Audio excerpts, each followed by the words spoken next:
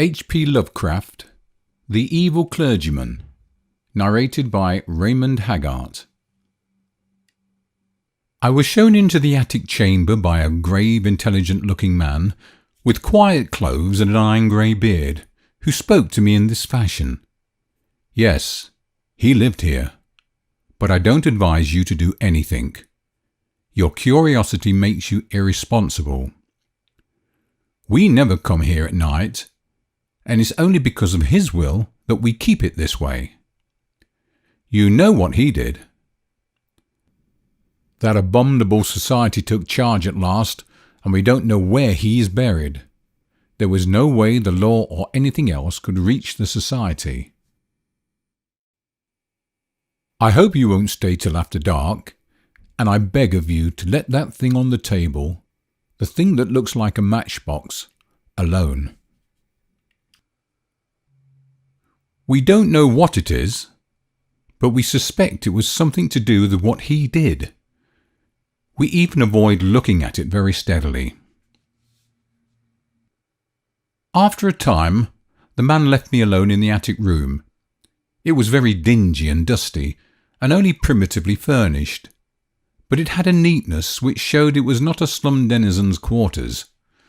There were shelves full of theological and classical books, and another bookcase containing treatises on magic. Paracelsus, Albertus Magnus, Trithemius, Hermes Trismegistus, Borellus, and others in strange alphabets whose titles I could not decipher. The furniture was very plain. There was a door, but it led only into a closet.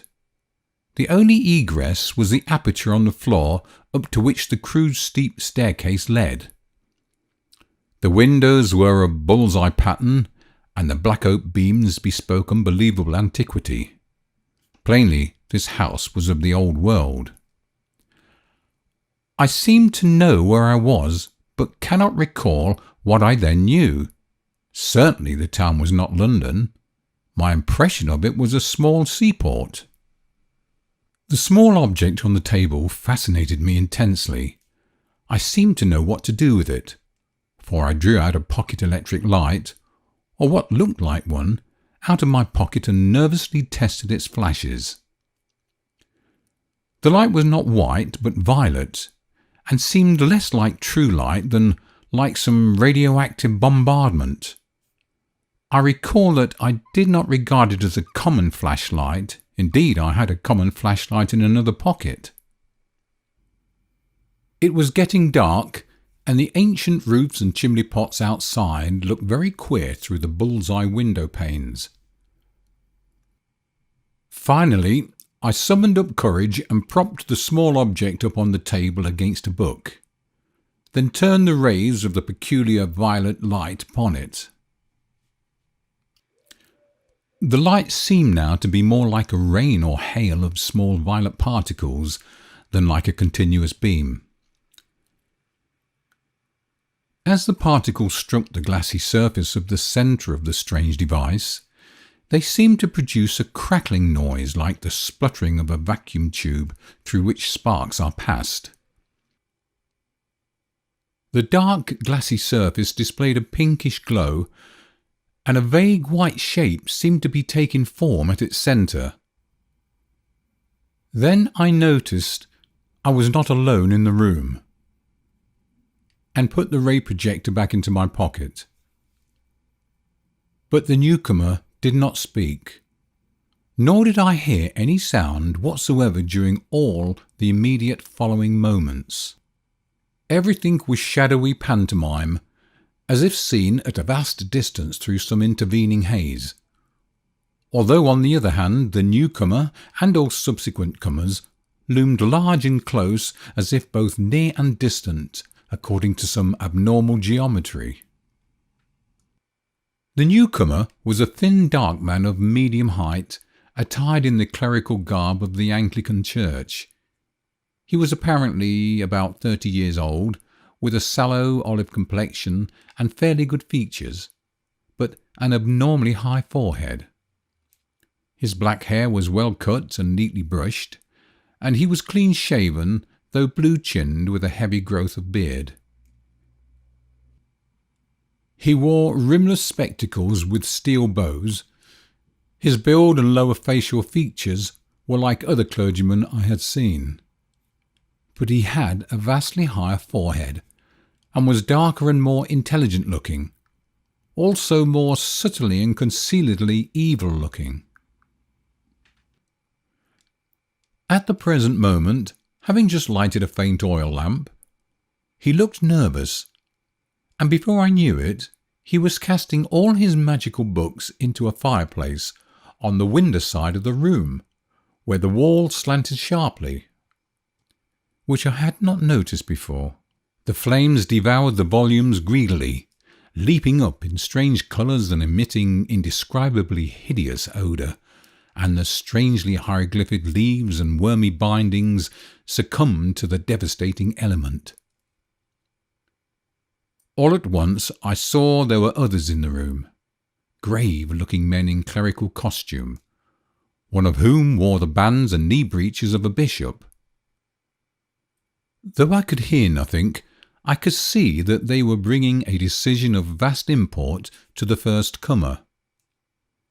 They seemed to hate and fear him at the same time, and he seemed to return their sentiments. His face set itself into a grim expression, but I could see his right hand shaking as he tried to grip the back of the chair. The bishop pointed to the empty case and to the fireplace, where the fire had died down amidst a charred non-committal mass, and seemed filled with a particular loathing. The first comer then gave a wry smile and reached out with his left hand towards the small object on the table. Everyone then seemed frightened. The procession of clerics began filing down the steep stairs through the trapdoor in the floor, turning and making menacing gestures as they left. The bishop was last to go. The first comer now went to a cupboard on the inner side of the room and extracted a coil of rope. Mounting a chair, he attached one end of the rope to a hook in the great exposed central beam of black oak, and began making a noose with the other end. Realizing he was about to hang himself, I started forward to dissuade or save him. He saw me and ceased his preparations, looking at me with a kind of triumph, which puzzled and disturbed me. He slowly stepped down from the chair and began gliding towards me, with a positively wolfish grin on his dark, thin-lipped face. I felt somehow in deadly peril, and drew out the peculiar ray projector as a weapon of defence. Why I thought it could help me, I do not know. I turned it on, full in his face, and saw the sallow features glow first with violet and then with pinkish light. His expression of wolfish exultation began to be crowded aside by a look of profound fear, which did not, however, wholly displace the exultation. He stopped in his tracks, then flailing his arms wildly in the air, began to stagger backward. I saw he was edging towards the open stairwell in the floor, and tried to shout a warning. But he did not hear me. In another instant he had lurched backward through the opening and was lost to view. I found difficulty in moving toward the stairwell, but when I did get there, I found no crushed body on the floor below. Instead, there was a clatter of people coming up with lanterns. For the spell of the phantasmal silence had broken, and I once more heard sounds and saw figures as normally tridimensional.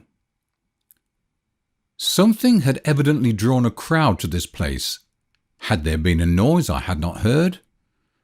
Presently, the two people, simply villagers apparently, farthest in the lead saw me and stood paralysed. One of them shrieked loudly and reverbedly, "Arr! It be easier! Again!" Then they all turned and fled frantically. All, that is, but one.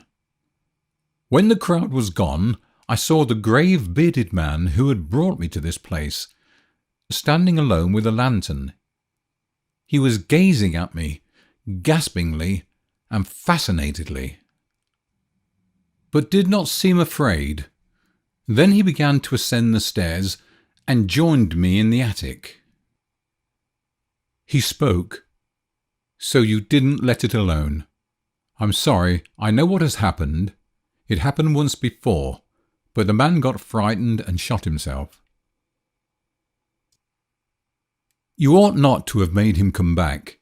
You know what he wants. But you mustn't get frightened like the other man he got.